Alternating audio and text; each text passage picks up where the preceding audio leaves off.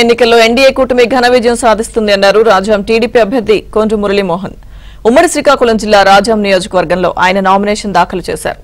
పోలిపల్లి పైడితల్లి అమ్మవారి ఆలయంలో ప్రత్యేక పూజలు చేసిన అనంతరం రాజాంలో భారీ ర్యాలీ నిర్వహించారు. రిటర్నింగ్ అధికారికి నామినేషన్ పత్రాలు సమర్పించారు. చంద్రబాబును ముఖ్యమంత్రిగా చేయాలని ఏపీ ప్రజలు నిర్ణయించుకున్నారన్నారు కొండ్రు మురళి. ప్రజాస్వామ్యంపై జగన్ కు కనీస గౌరవం లేదని విమర్శించారు.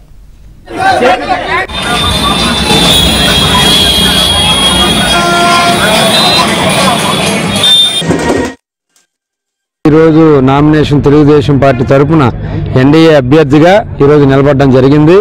మరి పెద్దలందరూ ఆశీస్సులు, అలాగే మా 121 పంచాయతీలు 24 మున్సిపాలిటీలు ఉన్న ప్రజలందరూ కూడా కదిలి వచ్చారు.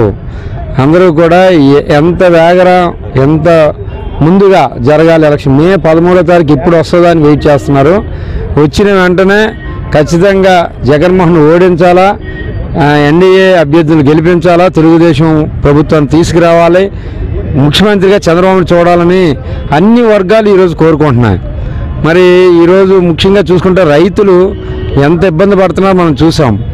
ఈరోజు ఆయనకి జగన్మోహన్ రెడ్డికి రైతులంటే ప్రేమ లేదు, మహిళలంటే ప్రేమ లేదు, ఎస్సీ ఎస్టీ బీసీలు వర్గాలంటే మైనార్టీలంటే ప్రేమ లేదు, అలాగే మరి ఉద్యోగస్తులంటే ప్రేమ లేదు.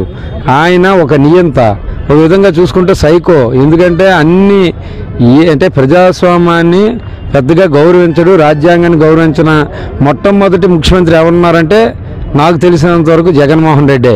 ఎందుకంటే ఆయన పెద్దగా చదువులేదు కదా, అందుకోసం.